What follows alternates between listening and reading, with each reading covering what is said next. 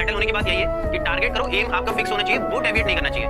Clear कर लो कि भाई मुझको ये चीज चाहिए, फिर मिल जाती है। तो क्योंकि बड़ी अच्छी बात कही है किसी ने कि याद रखने वाली चीज कि वो लोग कहते हैं कि वक्त के साथ जख्म भर जाते हैं, जख्म कभी नहीं भरते, जख्म कभी नहीं भरते। वक्त के साथ आपको उनके साथ जीने की आदत हो जाती है। तो रिग्रेट के साथ जीने से अच्छा है कि उस पर फोकस करो। अगर किसी का कोई एक हाथ कट गया है, किसी का कोई एक पैर कट गया है, तो क्या कभी वो वापस आएगा? कभी नहीं आएगा। बट ये रहेगा एक वक्त के साथ, एक वक्त के बाद में क्या हो जाता है, उसको आदत हो जाती है कि मेरा एक पैर नहीं है, मेरा एक हाथ नहीं है, मुझे इसी के साथ जीना है, और वो जीना सीख लेता है। बहुत से लोग एक हाथ से सारे काम करना चालू कर देते हैं, उनका दूसरा काम नहीं करता है। तो क्या होता है अल्टीमेटली वही है कि वक्त के साथ क्या होता है, आदमी जीना सीख जाता है। ठीक है, तो लेकिन दर्द कभी नहीं जाता, जख्म हमेशा रहेगा, हमेशा उसे याद रहेगा कि हाँ भाई मेरा एक हाथ नहीं है, मेरी एक आंख नहीं है, मेरा एक कान नहीं है, वो कभी नहीं जाएगा उसका। तो लाइफ में जो चला गया उसके साथ में फिर कभी ऐसा नहीं होता कि उसका कोई अल्टरनेट होता है। तो अगर अभी भी आप फोकस कर लोगे, आपकी एज है, आपकी तैयारी का टाइम है, यही क्या होगा जब एग्जाम आएगा, एग्जाम के टाइम पे आप जब तैयारी नहीं कर पाएंगे तो फिर क्या होगा, आपको प्रॉब्लम होगी। जब एग्जाम के टाइम पे अभी से आपने तैयारी नहीं करी, आप सोच रहे हैं जब आएगा तब देखेंगे, जब आएगा तब देखेंगे, वो सडन आ गया, एक महीने में एग्जाम आ गया, फिर आप नहीं कर पाए, तो क्या होगा, फिर आपकी जिंदगी में क्या रहेगा, रिग्रेट कि काश कि मैंने पहले से स्टार्ट कर दिया होता, काश कि मैंने उस टाइम पे किया होता। ठीक है, तो ये चीज लाइफ को बड़ी सॉर्टेड करके रखनी चाहिए, कंसिस्टेंसी मेंटेन होनी चाहिए आपके साथ। और हमेशा याद रखना है लाइफ में आगे बढ़ने के लिए आपको सबसे पहले यही होता है कि आपको हमेशा अपने आप को तैयार करना है वर्स्ट कंडीशंस के लिए। लाइफ कभी खत्म नहीं होती।